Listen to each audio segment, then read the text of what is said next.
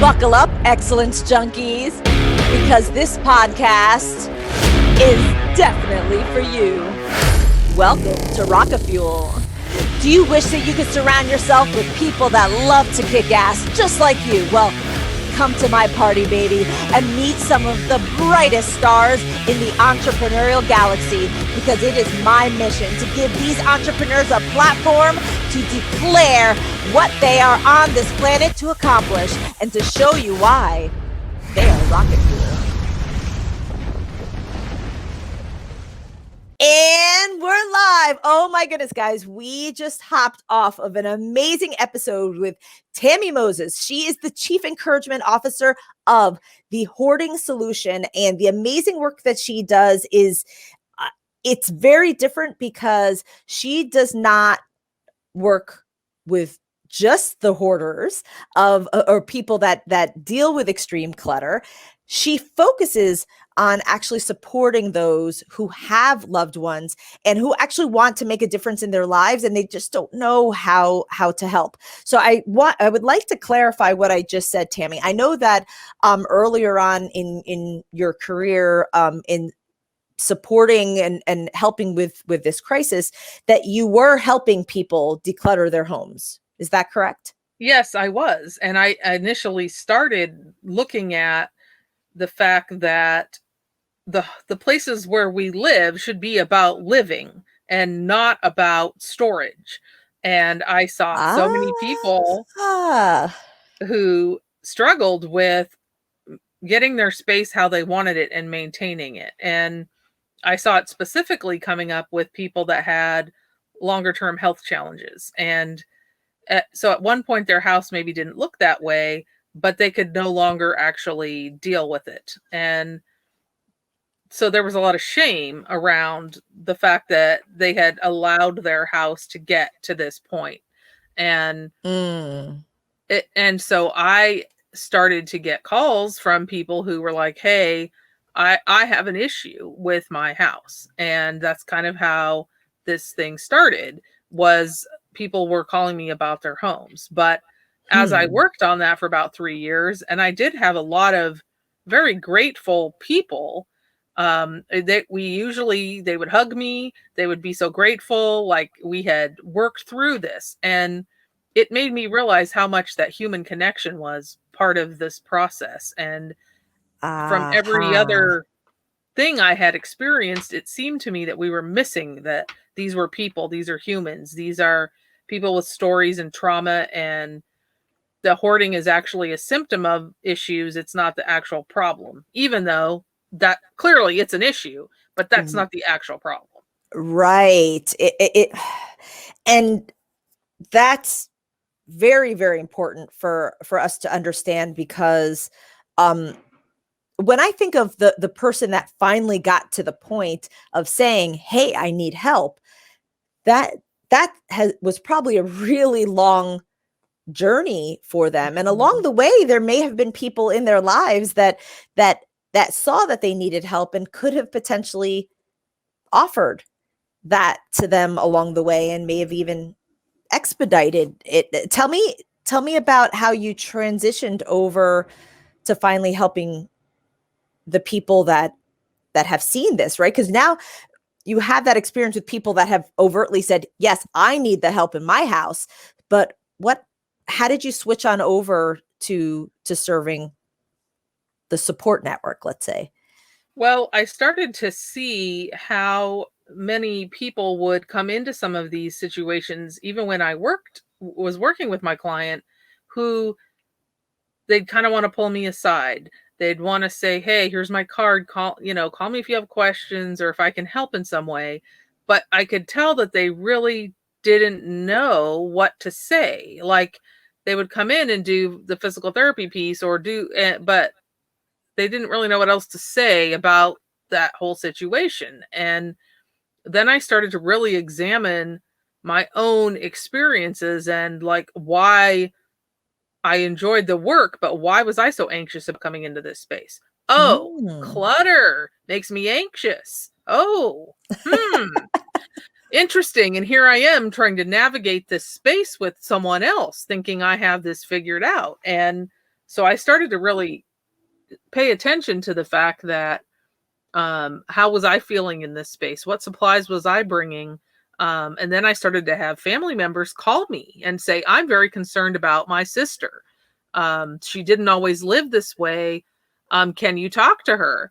And so, Mm. oh, yes, I could.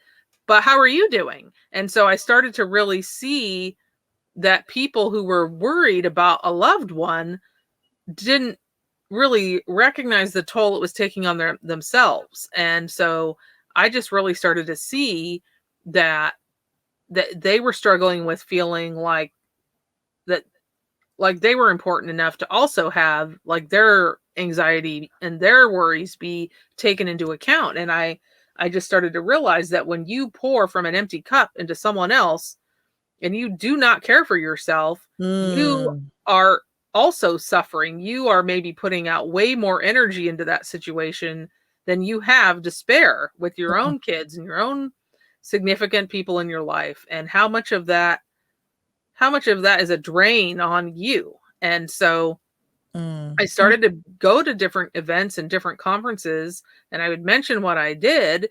And the people who would say, I have an aunt, I have a cousin, I grew up this way, I have a neighbor, somebody I knew Mm. from church. And I was like, oh, and now let's talk about firefighters and first responders, and let's talk about how this shows up for them. And I just started to really see the lack of resources for people who were trying to deal with this issue. And Mm. an interesting thing to me was a couple years ago, I had a group of organizers, like professional organizers, ask me to talk about my experience growing up with hoarding and some of those things. And the fundamental question was, well, how come you don't help them? Let's unpack that for a minute. They Ah. won't let you. And so that's when I started to realize how many different professionals in different industries walk into these situations and don't have a fundamental awareness of the fact that this is much broader than, oh, the kid's not helping the parent, you know? Right. And so really starting to look at even the people who are walking into some of these situations, even they don't understand necessarily what is going on. And that's kind of how it evolved into, oh, look at all the kids, look at all the adult kids, look at all the youth who can't bring friends over because of where they're forced to live. Like, look at all the peripheral people who are impacted by this problem and do not know where to go, where to turn. And it's one of those things when you start really embracing your authentic story and you're creating space for people to share their story.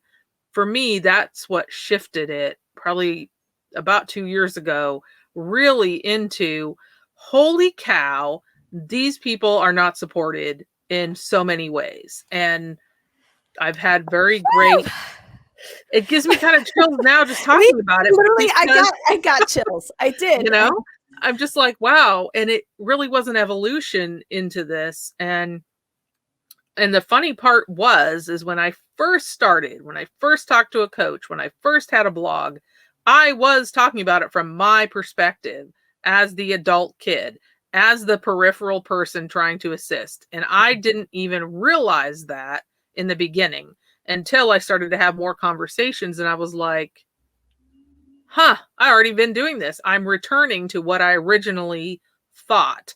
But it was also really important to understand it from a very fundamental level, outside of dealing with the property where I grew up and my parents that hoarded. And also on first responder side, my dad was actually pulled from the hoard after refusing to leave. And because of Mm. them, he had about 3 more years of living before he died. And if it had not been for them, I don't think it would have been a good outcome. And so I have a really, in my heart, I hold the space for these people because they have a really hard job. And Mhm. um, that the trauma that can extend to them, can also cause sometimes them to go into hoarding issues because it's a coping mechanism around pain. And so Mm. there's just so many pieces of it. And I've decided that hoarding is its own industry. And because it impacts so many other people, Mm-hmm. that if we aren't having open discussions about this, then if we aren't figuring out a way to try to have a conversation earlier on, I like what you said, that it's about having that conversation. It's not necessarily a massive intervention right off the bat. Mm-hmm. If we can talk about it earlier, we can perhaps prevent it from getting to total crisis mode. Parent falls, breaks a hip. Now they're in the hospital. They have to go to recovery, but how can they go home? The house isn't Mm-hmm. habitable. Or the ambulance tries to get them Right? and they can't They actually can't. They have to, get like to them. you, and you'll think like, hey, they're going to go in the door, right? Sometimes people aren't going into their house through a door. They're using a window. They're using some other crawl space. I mean, when I Mm. first started talking about this, I had a friend that was a retired firefighter. And at first I thought, oh, these people, I've known them most of my life. They're much older. He's going to think I've lost my mind, that I'm going to talk about this issue. And basically he told me the story of when he was a firefighter. They had to basically cut open a roof to rescue a woman from a hoarded situation. And Wow.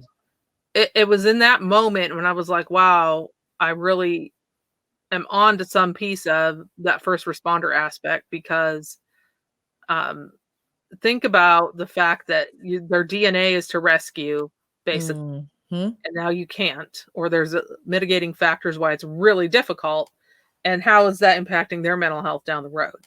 And Mm-hmm. it was one of those moments where you're like, okay, I'm not sure where I'm going yet, but this is definitely a little Mm-hmm. piece of something that's pointing me in the direction I need to go. And Wow. And you've done support workshops for first mhm, responders, and you support obviously families and people mhm, who have loved ones who want to start that conversation, who want the support of just creating some sort of plan, like how do mhm, I dip my toe into this, and how do I actually make a difference? And so I highly encourage you guys, if for any of you listeners that are intrigued by this conversation, you have a loved one, you have somebody in your life that you feel you would like to start making that difference. They're challenged with extreme clutter and hoarding. Then Tammi actually put together this amazing guide called Let's Spark the Conversation. And the way that you can receive this is to text RF for rocket fuel dash spark, RF dash SPARK to 411321. And if you've never texted a catchword before, it will ask you for your email address. Please provide that, because that's how you are going to receive this guide. I'm showing, if you're watching the video or if you're listening, you're not seeing that I'm showing this PDF here that Tammi put together, but it's some really, really great advice as to how to just start that process, because the person that sees the problem, there are a lot of emotions around it. If it's your parents' home that you're walking into, then there's the personal connection to it, and you talk about trying to release it, be empathetic, and consider the perspective of the person that is living in the extreme clutter. And in the longer episode, you gave some really great suggestions as to how we can be really reflective in being sensitive about the conversation. So I'm going to stop us here and encourage people to listen to the longer episode. But if you are in the US, please text RF-SPARK to 411321 to receive that guide. And if you are an international listener, please text to +1 909 741 1321. And the message is RF-Spark. Make sure to provide your email address, and voila, you will get it in your email inbox, this wonderful PDF. Thank you, Tammi, for putting this together, because I know that there are going to be the right people, the people that do want to make a difference in their loved ones' lives. They're struggling with figuring out how they can start this conversation, and this is a clear, wonderful next step. And thank you for taking the time to put that together. Any final words, Tammi? Thank you so much for having me and for talking about this issue. I know it can be overwhelming, and it can be helpful if you can break it down into smaller pieces and into humanizing whatever you're seeing. Just remember that we're all humans that are involved with this, and it's important to take that into account when we're trying to figure out what our next steps are. Thank you so much. And for them to know, those that are trying to make the difference, that they deserve, they're worthy of the support. And Yeah. thank you for really being innovative in recognizing that this is an amazing way to actually help more families, actually help more hoarders, versus just having Tammi on the ground, Tammi boots on the ground. Now you can create an army of people that can support and really have an impact on changing this health crisis. Thank you so much. And for you listeners, I hope that you stay positive and you stay looking at always improving your life and the life of others. I hope you have a rockin' day. Bye now. Oh, yeah. Thank you so much for joining us. Look, every one of our episodes is boosted by a value-packed keyword called a catchword. Yeah. This allows our audiences to text to receive even more value from our guests. So take advantage of that great value. And if you share your expertise by guesting on podcasts or TV or speaking in front of live or digital audiences, then you're leaving anonymous fans behind. So go get a catchword at catchwords.com, KETCH words.com, and use podcast20 as a promo code for 20% off your setup fee. Look, make sure to rate, review, and subscribe to the Rocket Fuel podcast so you never miss your jolt of rocket fuel. Until next time, adios.